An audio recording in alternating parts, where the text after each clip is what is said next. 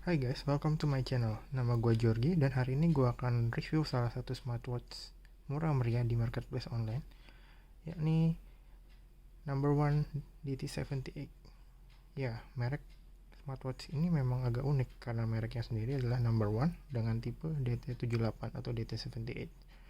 Nah, smartwatch ini murah meriah, gue bilang, karena dengan harganya lu dapetin fitur-fitur dan build quality yang lumayan. Dengan harga di rentan kisaran 300 sampai 400 ribuan rupiah, lu bakal dapetin smartwatch dengan fitur-fitur yang lumayan menarik. Nanti gue jelasin kenapa menarik. Nah, gue sendiri dapat di harga 370 ribuan dan bebas ongkir. Gue beli di salah satu marketplace online, toko hijau. Nah, sebelum kita memulai review desain dan fitur jari jam tangan pintar ini, mari kita lihat packagingnya. Nah, kebetulan gue udah unboxing sebelumnya. Nah, kotaknya seperti ini, tidak ada merek apa-apa, cuman tertera gambar smartwatchnya aja. Di samping kiri kanan itu kosong, begitu juga di belakangnya kosong melompong. Ini cuman ada barcode, serial number dan jenisnya, serta keterangan warnanya. Warnanya ini gue pilih yang red on black. Tersedia juga warna silver face-nya, dan juga ada pilihan strap rubber atau strap leather look kayak gue punya ini dengan pola jahitan. Nah, kemasannya ini lumayan bagus ya, tebal. Di dalamnya di sini ada busa-busanya gini, lumayan, nggak murahan lah ya. Ada padding yang berfungsi untuk nahan jam tangannya supaya nggak goyang-goyang. Dan di sini ada kompartemen yang isinya buku petunjuk. Nah, buku petunjuknya ini bahasa Inggris, tenang aja. Ada keterangan penggunaan, ada cara ganti watch face dan operasi, ada juga barcode untuk scan download aplikasi di smartphone kalian untuk dikoneksikan. Namanya Wearfit 2.0, dimana aplikasinya itu merupakan aplikasi universal untuk rata-rata smartwatch murah. Nah, di sini ada spesifikasinya ya. Layarnya sendiri 1,3 inch full circle TFT, masih TFT ya, belum IPS atau OLED. Koneksi Bluetooth 4.0, waterproof level IP68, dan kapasitas baterainya 230 mAh. Memang kelihatannya kecil, tapi karena untuk smartwatch saya rasa sih udah cukup ya, karena ini bukan smartphone. Nah, charging time sendiri 2 jam. Chargernya itu menggunakan magnetik ya, voltage-nya 5 volt. Lo bisa colok di komputer, tapi gue nggak saranin sih di komputer karena arusnya itu naik turun. Lebih baik lo pakai charger yang 5 volt standar aja gitu. Di sini sebaliknya ini petunjuk dengan bahasa Mandarin. Oke, di kompartemennya sendiri tadi ada ini, itu kemarin ditempelin di layarnya buat pelindung. Dan untuk layarnya sendiri gue udah pasangin tempered glass ya. Tempered glassnya dijual terpisah, nggak termasuk dalam paket penjualan. Dan kebetulan kemarin sellernya lumayan berbaik hati, kasih gue gratis. Jadi ya lumayan hemat loh. Nah, di kompartemen sebelahnya ini adalah chargingnya. Chargingnya ini menggunakan interface USB biasa dan dengan ujung magnetic pin seperti ini. Nah, ini magnetnya lumayan kuat ya. Cara ngecasnya itu lumayan gampang. Cukup tempelin di belakangnya, nanti dia langsung nempel kayak gini. Terbalik kayaknya. Nah, kayak gini. Dia harus ngadep ke sini, nggak bisa terbalik tadi. Lumayan kuat. Oke, lanjut. Gitu aja yang ada di dalam paket penjualannya. Dan kita akan segera mereview desain dari smartwatch ini. Oke, smartwatch number one DT78. Nah, dari build quality-nya sendiri tadi kan gue bilang lumayan ya, karena untuk face-nya sendiri ini sama bagian samping sininya ini itu udah menggunakan metalnya lumayan bagus ya, kokoh. Cuman ada satu yang perlu lu perhatiin. Di unit warna hitam ini gua rasa paintingnya itu kurang tebel ya, soalnya pas gue unboxing dan gue pasang strapnya kebetulan ujungnya agak berlebihan kemarin, jadi pas masangnya itu agak seret, jadi gue pas pasang ini pinnya ini tuh nyangkut di bagian bodi smartwatchnya, jadi kegores seperti ini. Jadi layarnya tuh, nah jadi permukaan catnya tuh tergores. Jadi kalau gue bisa nebak ini sering penggunaan, kalau lo tipe pemakai jam tangan yang suka kebentuk meja gitu, nah itu bakalan cepet baret. Gue lebih nyaranin kalau lo sering pakai jam tangannya itu gerosokan, lebih baik lo pilih warna silver atau abu-abu tuh. Jadi kalau lecet dia saru ya. Nah, di sini juga terdapat 2 tombol di samping. Tombolnya menggunakan bahan plastik. Agak sedikit goyang pas lo tekan, bisa goyang kiri kanan gini. Tapi pas lo tekan feelnya solid, nggak goyang-goyang. Kalau digoyangin ini nggak ada bunyi-bunyi apa.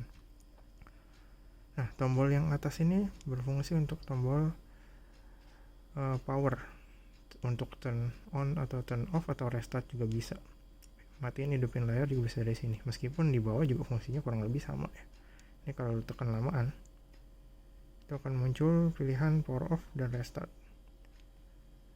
Sedangkan tombol yang ini tombolnya sebenarnya tombol back sih, tapi bisa dipakai buat matiin hidupin layar. Nah, untuk matiin hidupin layar lo juga bisa pakai raise to wake. Raise to wake-nya lumayan responsif ya. Nah, dan untuk layarnya sendiri ini ukurannya 1,3 inch, masih menggunakan panel TFT, belum OLED dan belum IPS juga. Namun meskipun ini TFT, ini sudut pandangnya lumayan oke ya, kecuali lo dari sini. Nah, kalau dari sini, dari bawah ini nih, dari bawah atau atas, itu bakal kelihatan kayak fade gitu, pudar gitu layarnya. Kalau orang bilang sih blue gitu ya, kayak biru pudar gitu tuh. Oke, layarnya sendiri ini full circle ya. Jadi meskipun harganya murah, layarnya sudah berbentuk lingkaran sempurna, nggak kayak smartwatch Android Wear yang baru pertama kali keluar kan tuh kayak run flat circle gitu, di bawahnya jadi gaping. Nah, ini enggak, ini udah full circle, lumayan. Layar sentuhnya juga responsif ya, meskipun di unit yang gue pakai ini itu kadang-kadang layarnya kayak mistouch gitu. Gue mau geser ke kiri, dia malah geser ke arah berlawanan. Gue mau geser ke atas, itu juga berlawanan. Gue nggak tahu ini defect atau gara-gara tempered glass yang gue pakai ini kualitasnya nggak bagus, jadi mempengaruhi. Atau bahkan mungkin bisa jadi ini touchscreen-nya nggak didesain untuk menggunakan tempered glass. Smartwatch ini layarnya 1,3 inch. Kalian bisa pakai tempered glass dari buat merek smartwatch lain, karena 1,3 inch untuk smartwatch itu lumayan universal ya. Oh ya, untuk informasi aja, desain smartwatch DT78 ini mirip banget sama smartwatch mahal ya, yang branded itu Amazfit GTR. Itu ukurannya sama persis, looknya juga sama persis, bahkan ukuran strapnya juga bisa sama persis. Jadi lo bisa gonta-ganti strap dari Amazfit GTR. Ini strapnya ukuran 22 mm, bisa pakai. Nah, bedanya ini harganya nggak nyampe semahal Amazfit GTR. Ini harganya cuma 370.000, sedangkan Amazfit GTR itu harganya di rentan 1,6 sampai 1,8 juta. Dengan beda harga setinggi sejauh itu, tentu speknya beda jauh lah. Speknya ini kan layarnya TFT, sedangkan Amazfit GTR itu udah OLED dan ada kompas, ada GPS juga, dan OS-nya juga lebih fleksibel, Amazfit OS. Nah, kalau ini cuma pakai OS proprietary ya, jadi nggak ada OS spesifik, nggak pakai OS kayak Wear OS atau Tizen OS gitu. Nah, untuk back covernya sendiri ini menggunakan bahan plastik, cuman meskipun bahan plastik ini nggak, feelnya nggak chip amat ya. Di atasnya ada pin magnet buat charger, dan di bawahnya adalah sensor heart rate yang fungsinya untuk monitor detak jantung, tekanan darah, dan SpO2. Ini masih gue belum keletek ya. Dia bakal nyala kalau lo nyalain aplikasi heart rate-nya nih, dia bakal menyala seperti ini. Nah, untuk strapnya sendiri gue beli yang tipe leather look, meskipun ini kayaknya bukan leather asli. Mungkin ini adalah leather sintetis dengan look pola jahitan seperti ini. Gue pilih yang red on black kayak gini ya, lumayan bagus. Ukurannya tadi 22 mm, jadi lo bisa ganti dari jam mana aja yang strapnya ukuran 22 mm. Nah, cara pasangnya, lepas pasangnya lumayan gampang. Jadi pin ini digeser aja, nanti dia keluar. Cuman kalian perlu perhatiin ya, jangan sampai pinnya nanti nyangkut ke sini, bisa bikin ininya lecet. Terus bakalnya sendiri tulisannya sih bikinnya dari bahannya dari stainless steel ya. Cuman untuk stainless steel kayaknya ringan banget ya, nggak terlalu tebal gitu. Oke, dari desain udah kita bahas. Sekarang kita bakal bahas dari user interface-nya sendiri. Nah, user interface-nya ini tuh menarik ya. Gue pilih DT78 ini karena salah satunya itu pilihan watch face-nya banyak. Kalau merek lain di harga yang sama itu atau lebih mahal 600 ribuan gitu, watch face-nya terbatas cuma 5 dan nggak bisa ditambah. Ini tuh di device-nya sendiri ini udah ada 10 slot watch face dan lo bisa tambah 2 watch face lagi dari aplikasi. Cuman ini ini smartwatch, ini cuma bisa nampung 10 watch face. Jadi kalau lo nambahin 2 watch face dari aplikasi, watch face yang ada di dalam watch ini sebelumnya, 1 atau 2 yang lo pilih itu bakal tergantiin sama yang ada di aplikasi. Cara baliknya cuma bisa dari factory reset ini smartwatch. Nah, untuk mengganti watch face nya sendiri lo cukup touch and hold sampai dia zoom out, lo scroll ke atas atau ke bawah. Nah, untuk pilih lo tinggal touch aja gitu. Pilihan smartwatch-nya, watch face-nya banyak, ada yang analog seperti ini, ada juga yang digital look, ada juga yang watch face-nya ala smartwatch kekinian ini, dan juga ada gambar seperti ini, dan 2 di aplikasi Wear Fit-nya itu. Gue pilih yang ini soalnya lumayan sesuai dengan strap gue warna merah. Oke, user interface-nya ya. Kalau lu swipe dari kiri ke tengah layar itu munculin notifikasi. Kalau lu connect ke handphone lu, ini bakal muncul di sini. Dan kalau lu scroll dari atas ke bawah, itu akan munculin control center yang ada fungsi flashlight-nya. Tapi gue nggak tahu sih flashlight-nya ini cukup terang kalau di tempat gelap. Cara baliknya swipe dari kiri ke tengah. Ini ada pengaturan brightness. Gue pilih yang paling rendah aja soalnya gue di dalam ruangan. Cara baliknya kiri ke tengah. Dan ada do not disturb mode untuk supaya jam ini nggak nampilin notifikasi kalau lu konekkan ke handphone gitu. Ini ada tanggal dan hari, ada persenan baterai. Cara baliknya lu bisa swipe lagi ke atas ke handphone, atau lu bisa pencet ini, atau lu bisa swipe dari kiri ke tengah. Oke, kalau lu swipe dari kanan ke tengah itu bakal munculin shortcut ke heart rate monitor. Nanti sensornya begitu langsung nyala. Baik pencet ini atau pencet tombol yang di bawah. Nah, untuk tampilan menunya sendiri lo cukup swipe dari bawah ke atas layar. Nih ada status ini menampilkan jumlah langkah lo di hari yang berjalan. Ada message yaitu notifikasi kalau lo konekin handphone lo ke smartwatch ini. Ada sleep tracker, ada heart rate, blood pressure, sama SpO2. Nah, tips buat kalian kalau lagi menggunakan ketiga fitur ini, itu jamnya kalau bisa dipakai strapnya itu sampai erat banget ya di pergelangan tangan lo supaya hasilnya akurat, dan usahakan untuk tidak bergerak begitu banyak supaya hasilnya lebih akurat. Nah, ada mode sport ini banyak: fast walking, cycling, swimming, basketball, football, pingpong, dan seperti sejenisnya. Ada fitur check kamera dan music control juga. Nah, dua fitur ini itu fungsinya adalah kalau konekin smartwatch ini ke smartphone lo, nanti dia bisa berfungsi sebagai tombol shutter atau tombol music play pause next buat music di handphone lo. Scroll ke bawah lagi ada fitur rest to wake, gua pilih nyala.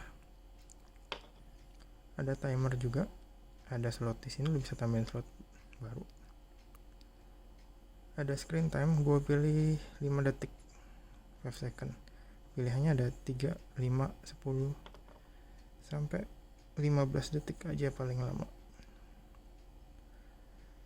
Ada fitur stopwatch juga, ada find your phone.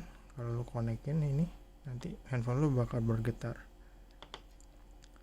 Ada settingnya cuma about aja, version number, MAC address, dan gitu aja. Ada factory reset dan power off. Nah, segitu aja menunya ya. Oke, sekarang gue akan tunjukin aplikasi Wear Fit-nya untuk smartwatch ini. Kebetulan gue udah install di handphone gue ya. Nah, aplikasinya itu namanya Wear Fit 2.0 ya. Cara connect, nah di aplikasi ini di dashboardnya ada sleep tracker, data-data lo ya. Nanti pas lo pertama kali install nih aplikasi, lo mesti isi data pribadi lo. Nah, untuk connect ke smartwatchnya lo ketik connection management, connect band, nanti dia akan ngedetect. Nah, kebetulan kalau ngedetect itu ada di di tampilan paling atas. Nah, dia auto connect. Nah, sekarang udah connect di handphone. Nah, kebetulan karena gue belum ada notifikasi baru, jadi notifikasinya belum akan muncul di sini.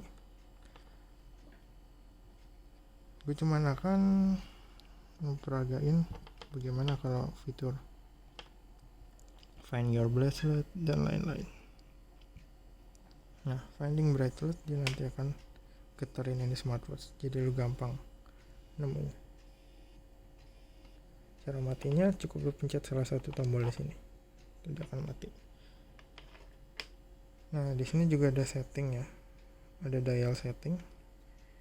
Itu kayaknya dial setting kebetulan harus koneksi ke internet. Kebetulan internet gue lagi gangguan, jadi gue belum bisa kasih lo lihat, mohon maaf. Nah, ada juga find your phone ya tadi.